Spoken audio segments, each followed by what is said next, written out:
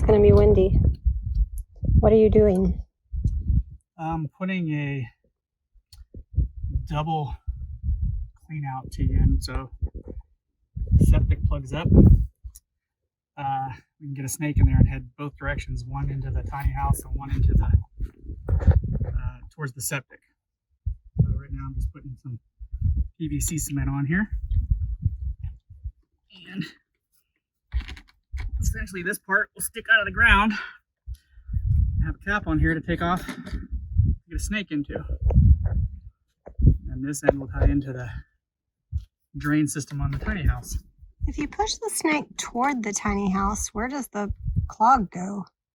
It just is supposed to break it up, basically, and hopefully that it goes back down towards the septic. Okay. And I gotta check, before I fill this hole in, I gotta check with the level here, because there's a certain pitch you have to have on here, which is about an eighth of an inch to a quarter of an inch per so many feet of a slope. And that way, you don't want it too sloped, because the liquids will outrun the solids, and then you'll have a poop plug up. But that sounds disgusting. You want just enough slope to get everything flowing at a consistent rate, basically. All right. So that's in there. And this will hook to the toilet underneath. Toilet, shower, sinks. Oh, all of those lines will tie into one spot that comes out. Exactly, yeah. I haven't done any of that underneath there because I've been putting it off because it's only got about a foot of clearance, if that. I'm not sure how I'm going to get underneath there to do it. This was the easier part of it.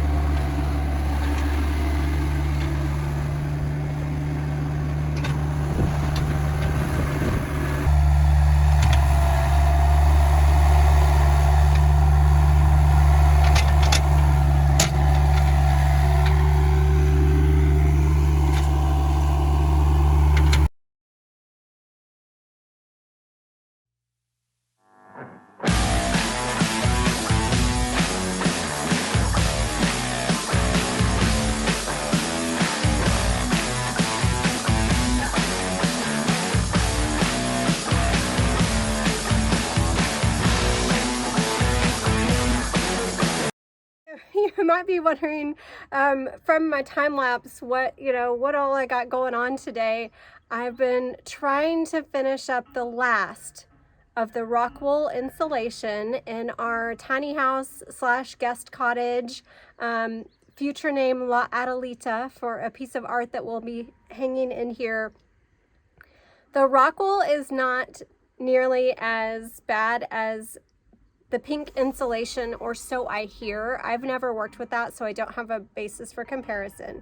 But I've shared in another video with a little more of a tutorial around the rock wool that it definitely still has these little stone fibers that can get into your respiratory system. I started coughing right off the bat, so I said, okay, I don't care how hot it is today. This has to go on. I've got safety goggles because I'm working overhead, so I've got to have stuff to protect my eyes when I'm looking up. This is definitely a job that's hard on my neck because it's a lot of looking up and putting my arms up. So it's really funny. I've had friends say lately, oh my gosh, you're shrinking. They're welcome to come work out with me anytime because that's all it is. Up and down the ladder, arms overhead, like you put your arms up when you do a workout to get your heart rate up. Well, I'm definitely feeling that today. The other piece is it's starting to get warmer outside, and I can't do this without long sleeves because that definitely gets, it always irritates my wrist, even though I have gloves on and long sleeves on. I just have pretty sensitive skin, especially around my wrists, so it's already feeling a little irritated. And I got a little piece kind of stuck in my hand. So not to scare you about it, because again, from what I hear, it's less irritating and kind of creeps in like the pink stuff, but not as simple as foam, although I'm sure people who do spray foam insulation would probably say it's not that simple. So yeah, I was just going to show you a little bit of the progress. It's not done. It's not 100% complete because we still have to hang up some nailers in the back and the front to be able to put to make corners for the sheetrock. So I've got one row on one end and one row on the other end that I can't finish today, which is kind of maddening, but we're also almost out of rock wool. So I ordered 7 bats to be delivered to the local Ace Hardware, and they only delivered 6. So I've still got one that they're waiting to get at the store, and that'll be the one that we use to split and finish those last couple of rows. And I've got a couple of spots in the closet that I just can't access easily until we start throwing away some trash. So I almost feel like we need a roll-away dumpster. We got so much stuff going on here between house projects, garden projects, everything that's going on at the new cottage. We're getting deliveries and new furniture and some different things that are creating lots of cardboard. So yeah, that's what's going on today. I am hot and tired and I need a big, huge glass of water. But before I go over to the house to do that, I will show you around in here. All right, so starting at the very front, this is the row that I have not completed. And I keep saying I because this is a project that I've done more of the work on. Ryan not only has a bad shoulder right now, but he didn't enjoy this quite as much as I did. I will say this last stretch, not fun. I was so over it. It's a good thing time-lapse doesn't have audio because you might have heard a couple of chipmunk expletives.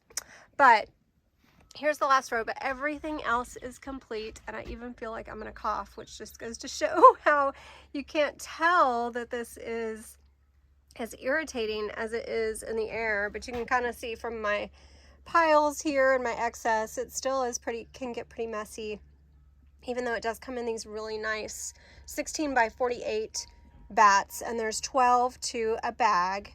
So overall, I think I've shared too that we far underestimated based on the Home Depot calculator, so I'm not sure how we could have done that differently, but we ended up needing about 3 times what we thought we would.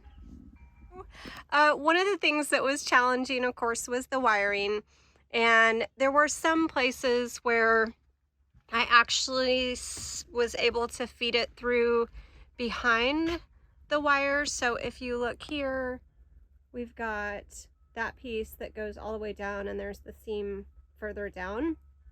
But then today I decided, well, Ryan had suggested, and I agreed that it was easier as I got to this spot just to have the seam match up underneath the wire. So I cut shorter pieces and then did longer pieces to finish out each row. One of the reasons I was hesitant to do that was because some of the pieces don't stay in the ceiling as well. So I was a little worried that the shorter pieces wouldn't be as sturdy, and you can see a couple places where they kind of are buckling, but once the sheetrock is up, it'll be fine, and we will continue to kind of push it into place, and then it should be fine. We've also got a few gaps we need to fill. So all the way back here, here's in the closet where I have not completed yet. We've got so much stuff. I've ordered a few things to decorate with already, which Ryan cringes at because, you know, we're not going to need it for quite some time. But of course you feel like you find the perfect piece and have to get it. We do have these, it's going to be hard to do with one hand, but we've got these pendant lamps. There's 3 of them, and that's what's going to go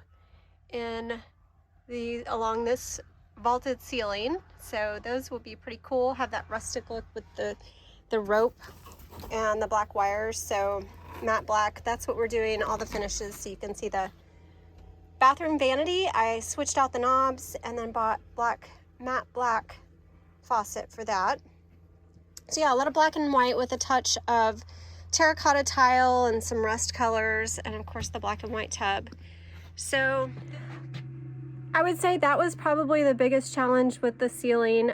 We did get an entire bag that was all really soft. So there's not a ton of consistency in the way the rock wool bats are finished. You might have one package that's really rigid and has like these sort of like corrugated tin. It's almost got these little ridges in it that help it stay in place. And then there's other packages that don't have that at all, that are very soft, that tore when I went to put them overhead. And so that was very frustrating. I used one whole package and then I had to go back and use the softer package to finish out the back wall. So I don't know the solution for that other than maybe opening a couple of packages, seeing which one is more rigid or sturdy, and that's what you could use for the ceiling. You know, there's also, I guess, the possibility we could have just sprayed the ceiling. We also talked about using the old-fashioned pink batting. So there's other options you could do for the ceiling that might be easier. We were happy that it turned out pretty much that the rock wool worked. The 16-inch bats stayed in place fairly well, pretty secure. They're sagging in a couple of places, but overall worked fine. So now we just have to go in and fill. If you see above me, there's some places where it doesn't quite, there's some gaps, and so we're just going to keep going in and filling in gaps for anywhere that we see that needs a little more insulation. We might fill in with some of the spray foam too, and then once that is done, we will be moving on to sheetrock. And now I am not going to be sure which is the worst job, because this one was pretty difficult to finish, but I'm glad it's done.